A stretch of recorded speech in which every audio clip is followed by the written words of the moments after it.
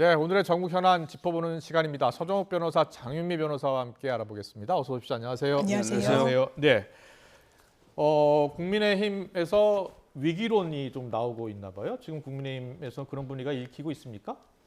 그렇죠. 상당히 그 여론 겉으로 드러난 거 보면 이게 위기론이 있는 게 맞고요. 예. 다만 이제 그 4년 전에는요. 네. 4년 전에는 이제 그 보수 당에서 이제 그 이길 거로 생각하다가요. 예. 참패를 당했습니다. 아, 그래요? 항상 이 역대 선거를 보면 예. 전부 이제 그 방심, 오만하다가 참패당하는 경우 많아요. 예. 근데 지금은 상당히 위기를 느끼고 있기 때문에 예. 역설적으로 참패는 안 할 거다. 아. 저는 오히려 이제 긍정적으로 그렇게 보시는군요. 희망적으로. 예. 4년 전에는 진짜 우리가 압승하는 줄 알았어요. 예. 근데 참패했던 거예요. 유승민 전 대표 역할론 지금 이야기 나오고 있는데 그 가능성은 어떻게 보세요? 아마 이제 수도권에 뭐 1, 2% 박빙 이런 지역에서 이제 좀 이제 도와달라는 등판론이 있는데 또 이제 그 보수 정통 보수 쪽에서는 상당히 거부감도 많거든요. 아, 그래요? 따라서 이제 그 덕과 실을 잘 판단해서 뭐 굳이 도움 본인이 원하는 후보들은 원하는 후보에게 저는 지원하면 어떨까? 원하지 않는 분은 안 보시면 되는 거니까 뭐 그거는 이제 그 앞으로 좀 더 고민해볼 문제라 저는 봐요. 유승민 전 대표가 지원에 나설까요? 뭐 본인도 그 정치를 계속 하겠다는 거 아닙니까? 그렇다면 이제 그 자기하고 또 친한 분도 있을 수 있는 거고 뭐 도움을 요청하면 개인적으로 여러 후보들은 도와줄 수 있다 봅니다. 네. 장윤 변호사한테도 여쭤볼까요? 민주당 지금 분위기는 어떻습니까? 일단 뭐 당 지지율 같은 부분이 뭐 상승하고 있는 추세이긴 하지만 이런 지역구 선거에서는 당 지지율과 직접적으로 연계되는 건 또 아니다 보니까 뭐 낙관만 하기에는 이른 것 같다는 생각이 지금 들고요. 엎치락뒤치락 하는 곳이 많다. 그렇습니다. 이게 김부겸 위원장은 이렇게 얘기하던데요. 맞습니다. 만약에 승패가 갈리더라도 특히나 접점인 이 서울 수도권 같은 경우에는 뭐 국민의힘이 이기더라도 아니면 반대로 민주당이 이기더라도 그 표 차이가 크지 않을 겁니다. 그렇기 그렇군요. 때문에 이런 부분과 관련해서 뭐 200석 이야기가 나오는 건 사실 전망치라기보다는요. 그만큼 엄중한 상황에서 이제 윤석열 정권 심판을 위해서는 이제 3분의 2 의석수가 필요하다는 약간의 호소 성격이 있지 민주당으로서도 낙관할 수 있는 상황은 아닌 것 같습니다. 그렇군요. 네, 이제 뭐 보름밖에 남지 않았고 한동훈 위원장이 오늘 대구를 찾았습니다. 자, 한동훈 위원장이 대구를 찾아서 박근혜 전 대통령을 만났습니다. 뭐 보수층 결집 효과를 노린 것이다 이런 분석이 많던데 그렇게 보세요? 그렇죠. 저는 최근에 그 국민의힘이 여론조사 고전하는 게요. 고전하는 게 중도층의 이탈보다는 오히려 이제 보수층에서 이제 그 도태우 변호사나 공천의 실망 이런 것 때문에 그 여론의 응답도 안 하고 오히려 이제 나 투표 안 한다는 분도 많고요. 아, 그래요? 그래서 이제 그 보수층이 많이 이제 좀 이완돼 있습니다. 네네. 이 점에서 이제 그 박근혜 대통령하고 만나서 다시 한번 이게 보수가 대결집을 하자. 이번에 대동단결해야 된다. 뭉쳐야 된다. 이런 이제 그 의미로 오늘 만났고요. 상당히 저는 뭐 TK나 아니면 이제 전국적으로도 박근혜 대통령이 보수에서 상당히 상징성이 있습니다. 그 점에서 이제 그 큰 효과가 있을 걸로 기대합니다. 네. 한동훈 위원장 말은 따뜻한 말씀 많이 해주셨고 저도 대단히 감사하다는 말씀 드렸다라고 하는데 실제로 보수 결집 효과가 나타날 것으로 그렇게 보시나요? 그렇죠. 지금도 이제 그 보수하면 바로 이제 이승만, 박정희고요. 그다음에 박정희 대통령의 따님이 박근혜 대통령입니다. 그 점에서 이제 그 정신적 지주고요. 오늘 아마 이제 정책적으로도 어려운 문제 있죠. 이 문제도 이게 좀 깊숙하게 조언을 했다고 합니다. 아마 이제 조만간 별도 메시지가 나오지 않을까 보입니다. 그렇군요. 뭐 두 분 다 법조인이시고 변호사이시니까 더 잘 아시겠죠. 한동훈 위원장이 사실 박근혜 전 대통령 국정농단 의혹 관련해서 직접 또 수사를 하지 않았습니까? 네, 그렇습니다. 같이 만났네요. 이게 사실 아이러니라고 할 수 있어 보입니다. 국정농단 사건이라고 했을 때 이 부분이 정말 국정을 농단한다고 그 누구보다 확신을 가졌을 건 당시에 검사였던 한동훈 위원장이었을 것이거든요. 그런데 지금은 이 보수 대구 지역을 왜 연 2주 이어서 찾는 거겠습니까? 보수 내부에서도 대통령한테 쓴소리를 하는 부분에 대해서 저어감을 가진 그런 지지층들이 있고 또 말씀 주셨다시피 도태우 후보 공천 번복 과정을 거치면서 보수에 표 맡겨놨냐 이런 또 직격을 하는 분들도 계십니다. 뭐 일부 유튜버에서는 오히려 좌파 진영이다라고 폄훼를 하기도 하고요. 그렇다면 뭔가 보수층한테 소구할 수 있는 그런 행보를 하는 건데요. 이런 일회성 만남으로 조금 좀 거리를 두게 된 보수층 이런 강서 지지층들이 뭐 민주당 지지세로 전환되진 않겠지만 한동훈 비대위원장에 대한 어떤 응원으로 전격적으로 전환될 것이다. 그래 보이진 않습니다. 그렇군요. 한동훈 위원장도 뭐 전국을 지금 돌아다니면서 지지를 호소하고 있는데 이재명 대표도 마찬가지였고요. 그런데 오늘 이재명 대표는 대장동 재판 출석을 한 거죠? 그렇습니다. 예. 출석했습니다. 그 전에 아현역에서 김동완 후보 지원 유세에 나서면서 검찰이 좀 발목 잡기 하고 있는 것 같다 이렇게 이야기하던데. 왜냐하면 재판에는 당연하지만 피고인이 출석해야 되는 게 맞습니다. 예. 그런데 이번 기일은 어떤 기일이었냐면요. 유동규 씨에 대한 이재명 피고인 측의 신문은 다 반대 신문은 끝나고 이제 정진상 피고인의 반대 신문만 있어서 이 재판부가 재량으로 이걸 분리할 수 있거든요. 그렇다면 본인의 재판이 아닌 거기 때문에 불출석할 수 있는데 그런 부분과 관련해서 어떠한 좀 허용도 있지 않았다는 점, 또 하나는 유동규 씨가 코로나에 이제 확진 판정을 받았다는 거 아닙니까? 그렇다면 증인을 직접 대면해야 되는 변호인이나 아니면 피고인으로서도 그 부분과 관련해서는 의견 개진을 할 수 있는데 조금 검찰 측에서 계속해서 기일을 좀 진행할 것을, 그것도 이재명 대표가 참석한 가운데 할 것을 좀 강도 높게 이야기하고 있는 부분에 대한 불만을 이야기한 것 같습니다. 그렇군요. 잠시 뒤에 그 서종욱 변호사 좀 여쭤보기도 하고요. 이재명 대표가 자칫 우리나라도 아르헨티나처럼 될 수도 있다. 이게 정치가 바뀌어야 한다라고 이야기했어요. 그렇죠. 정치가 경제에 악영향을 미치는 그런 상황, 우리나라가 과연 예외일까? 전 유권자분들이 불안해하고 계실 수 있다라고 생각합니다. 지난해 경제 성장률이 1.4%였어요. 이게 IMF나 아니면 유럽발 경제 금융위기 등을 제외하고는 사실 유례가 없는 수치입니다. 이런 와중에 대통령께서는 대파 한 단을 짚고 875원 합리적인 가격이라고 말씀하십니다. 그리고 국민의힘에서는 이거 한 단을 이야기한 게 아니다. 한 뿌리를 이야기한 것이다라고 이야기를 하고 계세요. 유권자들이 뭐라고 생각하시겠습니까? 그리고 대북 리스크는 제대로 관리가 되고 있습니까? 코리아 디스카운트라는 게 있습니다. 대한민국의 현실인 거죠. 왜 외국 투자자들이 대한민국을 매력적인 투자처로 생각하지 않는 겁니까? 북한이 전쟁 운운하면서 헌법의 전쟁을 명시하겠다고 이야기하는 이런 상황에 대한 어떤 보관, 이게 다 경제란 연동돼 있는 거 아니겠습니까? 그런데 그 부분에 대한 대안을 집권 여당이, 대통령이 내고 있는지에 대한 직격이었다고 생각합니다. 알겠습니다. 잘 들었습니다. 서정욱 변호사님, 이재명 대표는 이번에 출석을 하면서 이거 야당 대표 손발 묶으려 하는 것 아니냐, 부르지 않아도 되는데 정치 검찰이 부르는 것이다 이렇게 주장하던데요. 지금 이제 그 무단으로 대장동이 2번 불출석했고요. 그다음에 선거법 재판은 3번 현재 불출석했습니다. 물론 골석으로 할 수 있죠, 선거법은. 그런데 이분이 직업이 정치예요. 근데 대부분 우리 재판받는 피고인들도 직업이 있습니다. 근데 제가 재판 가는데 오늘 YTN 출연해야 되니까 재판 못 갑니다. 이러면 이게 판사가 허락해 줄까요? 이재명 대표는 법 위에 있습니까? 모든 국민은 법 앞에 평등하다. 이걸 분명히 말씀드리고 앞으로 성실하게 좀 임하시라 이런 말씀드리고 두 번째 아르헨티나 이야기하니까 아르헨티나가 왜 어려워졌습니까? 바로 이제 좌파 포퓰리즘, 이재명 대표처럼 돈이나 뿌리자, 기본소득 막 뿌리자, 근데 지원금 막 뿌리자, 이래서 이게 망한 거예요. 본인이 지금 아르헨티나, 베네수엘라로 가는 지름길로 주장하고 있는데 이제 와서 아르헨티나로 간다, 얼마나 코미디도 아니고 이게 문제고요. 마지막으로 이게 대파 있잖아요. 이런 게 가짜뉴스입니다. 윤석열 대통령이 처음부터 끝까지 장면을 다 보세요. 대통령이 뭐 대파값도 모르는 정말 이게 생활 물가를 모르는 분으로 마치 이게 가짜뉴스 퍼뜨리는데 대파값이 한 3, 4천 원 다 알아요. 근데 지원금 때문에 그 농구 다 알고 있습니다. 딱 1분만 떼가 우리 황상무 그때 시민사회 수석도 그랬잖아요. 1분만 딱 떼가지고 완전히 180도 바꿔버리는 이런 게 가짜뉴스로 대통령을 공개하면 안 됩니다. 알겠습니다. 오늘 이재명 대표가 또 유튜브 방송에 나와서 그 이영선 후보 공천 취소 관련 발언을 했어요. 이영선 후보 공천 취소하면서 한석을 포기하면 저쪽은 한석이 플러스이기 때문에 실제로는 2석을 잃는 효과가 있다. 그럼에도 공천을 취소할 수밖에 없었다라고 이야기했어요. 사실 후보 등록이 끝났기 때문에 후보를 내지 않겠다는 건 이 지역을 포기하겠다는 겁니다. 잃는 겁니다. 민주당으로서는 굉장히 큰 손실일 수밖에 없지만 그럼에도 불구하고 결단을 내릴 수밖에 없었다. 왜냐하면 소탐 대실할 수는 없겠다는 판단이 있었다는 취지인 겁니다.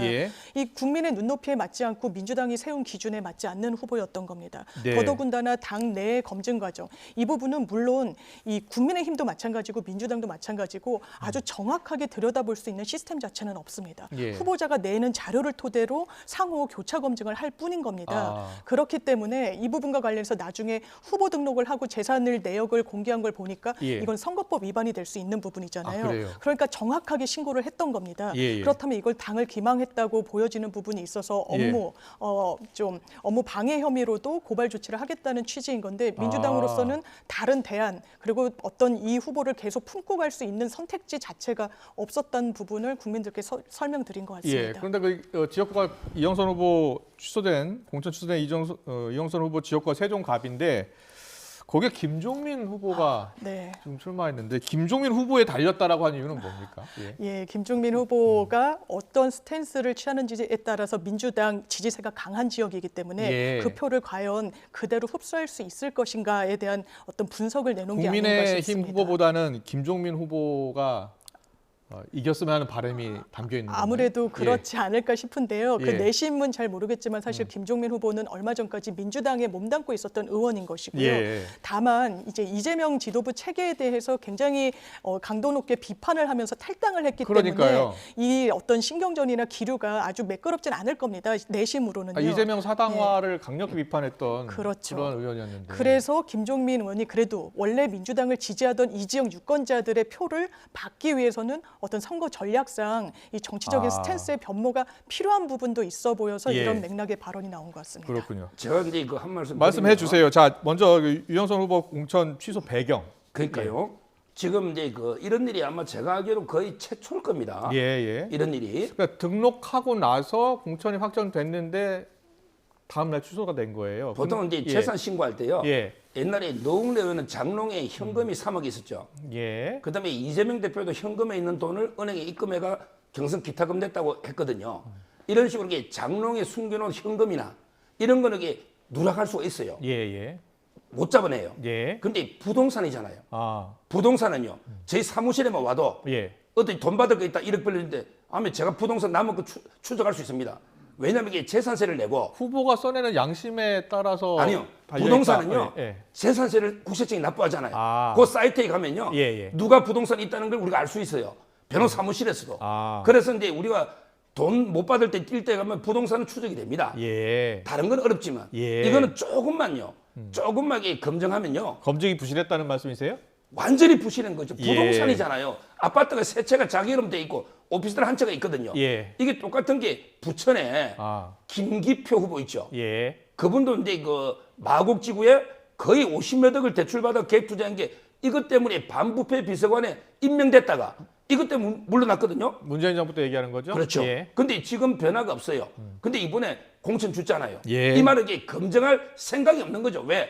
대장동 변호사의 그분이 이번에 이영선 변호사는 김혜경, 이재명이 개인 옛날에 낙상 사고 있죠. 그 변호했던 변호사입니다. 그러다 보니까 이게 검증이 소홀한 거예요.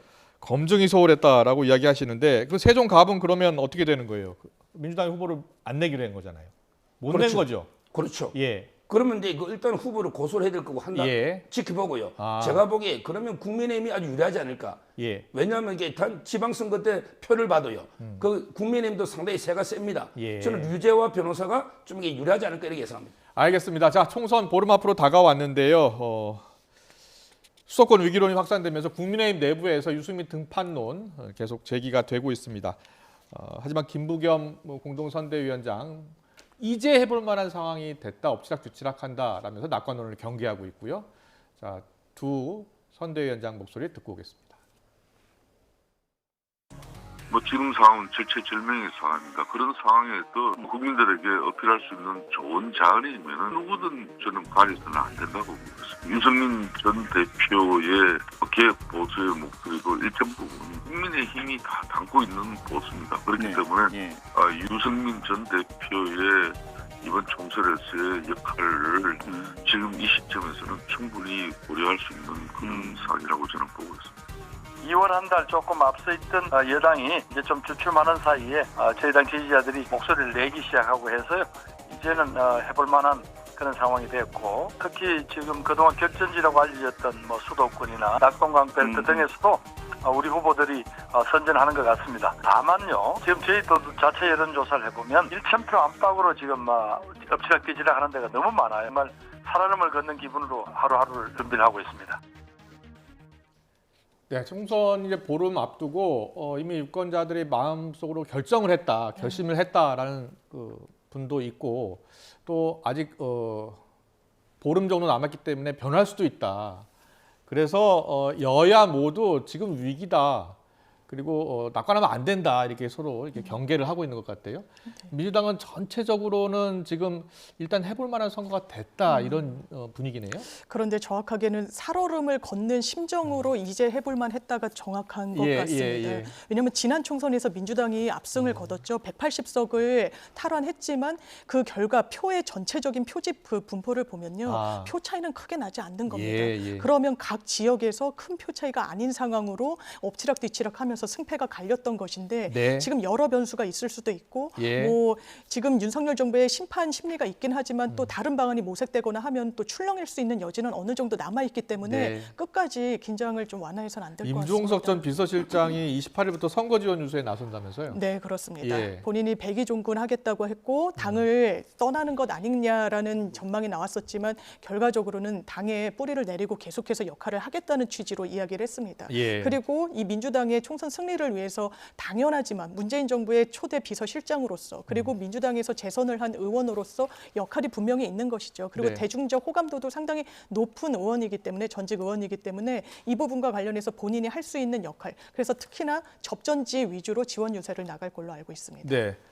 지금 뭐 수도권 위기론 국민의힘 앞서 잠깐 제가 여쭤보긴 했는데 지금 보름 정도 남았잖아요. 국민의힘에서는 이 보름 동안 민심이 좀 변화할 수 있다 이렇게 보고 있는 거예요? 지금 이제 아마 이재명 대표는 이번 총선을 일본하고 한국 신한일 전쟁으로 보고 있죠. 그렇게 말했잖아요. 근데 보수 쪽에서는요. 대부분 보수 쪽에서는 이번 총선은 제2의 건국 전쟁이다. 우리가 이제 자유우파로 가느냐, 좌파 전체주의로 가느냐 이런 제2의 건국 전쟁이다. 이렇게 프레임을 보는 분이 많아요. 보수 쪽에서는. 근데 전쟁이라면 지금 이제 제가 보기에 큰 전략은요. 우리 6.25를 생각하면 돼요. 낙동강 전투를 사수해야 됩니까? 낙동강 벨트가 9석이죠. 여기 사수한 다음에 그다음에 인천 상륙작전을 가야 돼요. 이게 바로 원희룡 후보입니다.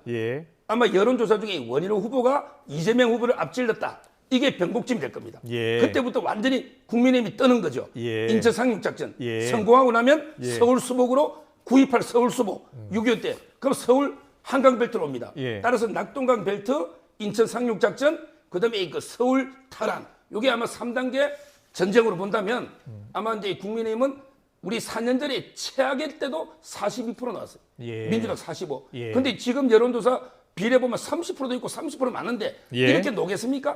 국민의힘 후보가 30% 놀 리는 없죠. 저는 지금부터라고 보고 있어요. 그렇군요. 이제부터다.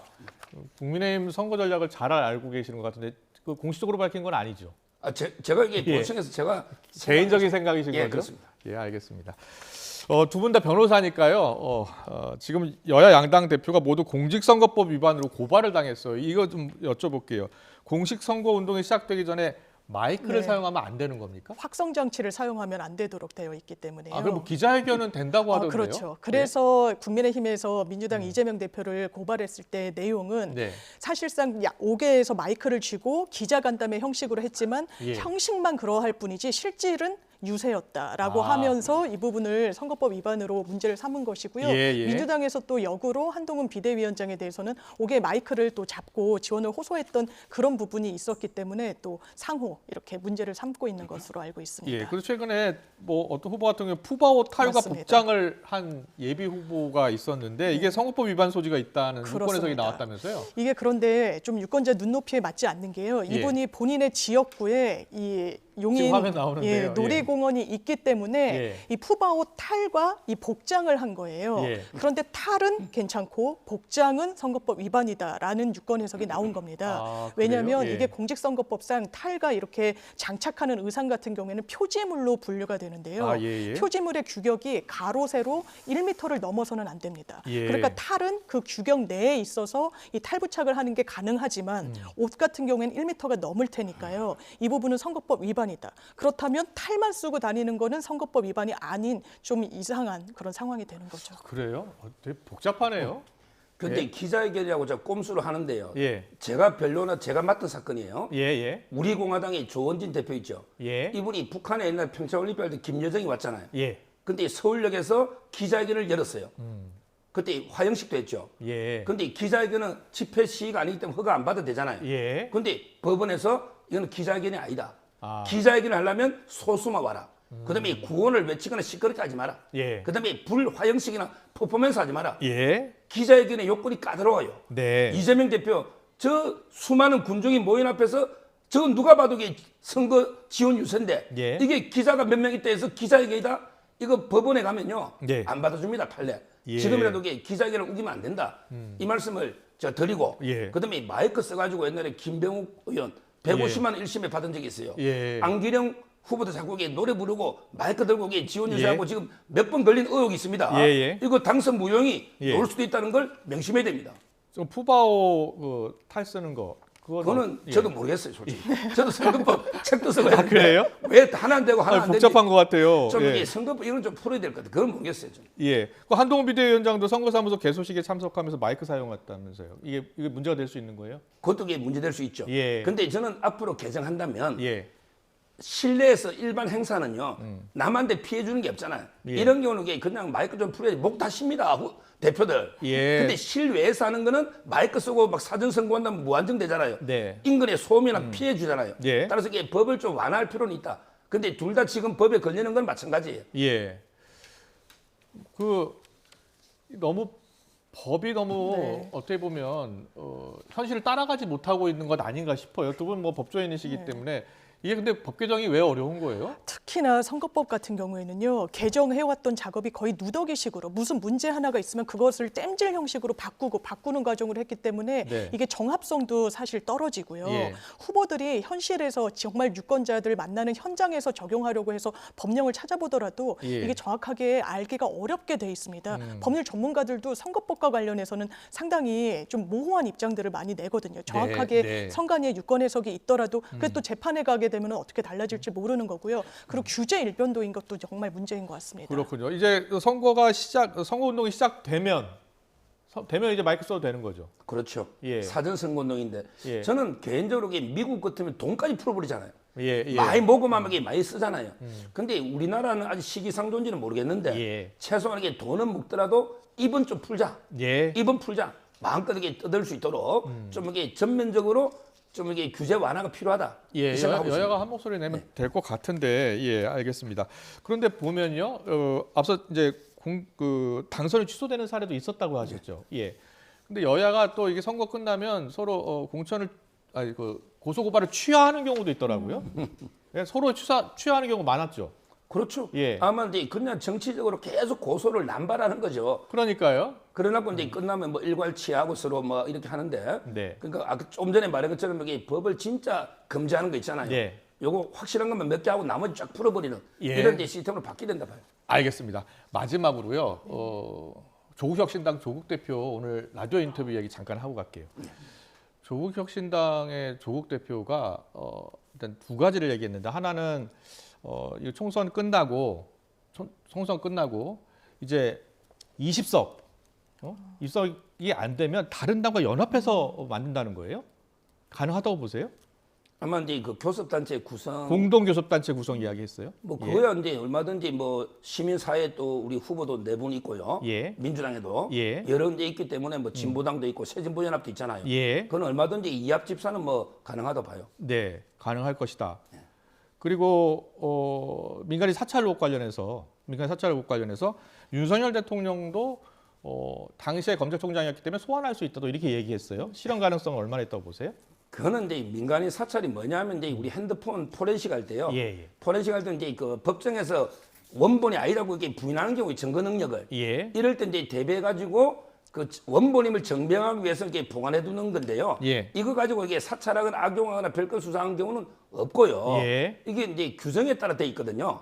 그러면 이제 조국 수석이 민정수석이나 법무부장 할 때 풀었어야죠. 예. 저는 앞으로 이게 여야가 뭐 합의해 가지고 이제 검찰에 이런 걸 이게 저장하지 마라. 예. 이렇게 뭐 제도 개선은 필요할지 모르지만 예. 이걸 가지고 이게 엄청나게 누구 사찰인 것처럼 이거는 과잉 대응이라 봅니다. 알겠습니다.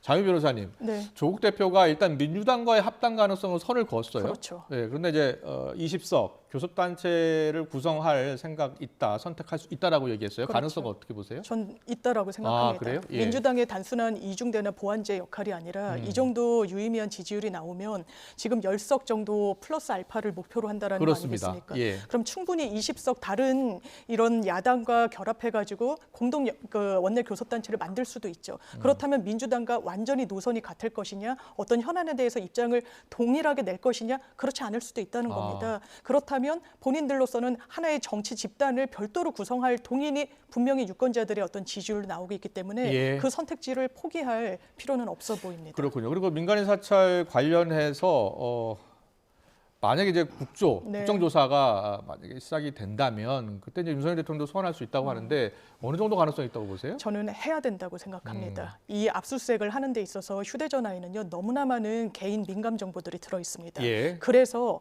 판례의 태도도 정확하게 범죄의 혐의와 연관된 부분만 제한적으로 필요 최소한으로만 수사기관이라고 할지라도 예. 갖고 있게 해야 됩니다. 예. 그런데 무단히 그 부분과 관련해서 개인정보 성격이 있는 것을 이 디넷이라는 내부 전산망에 그대로 올린다.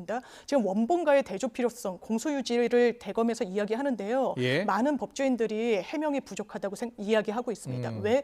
이 원본과 대조하기 위해서는요. 당사자한테도 그러고 법원에 이 해시값을 제출하면 되거든요. 그래요? 여기서 예. 추출됐다는 걸 보여주면 됩니다. 이거는 내부적으로 사실상 자료로 활용하겠다는 의도인 것이죠. 예. 그리고 불법 수집 증거로 최근에도 무죄 받은 부분들이 있습니다. 이 검찰이 수사를 완전히 어떤 민간인 사찰이라는 의혹이 없도록 엄정하게 하고 있느냐?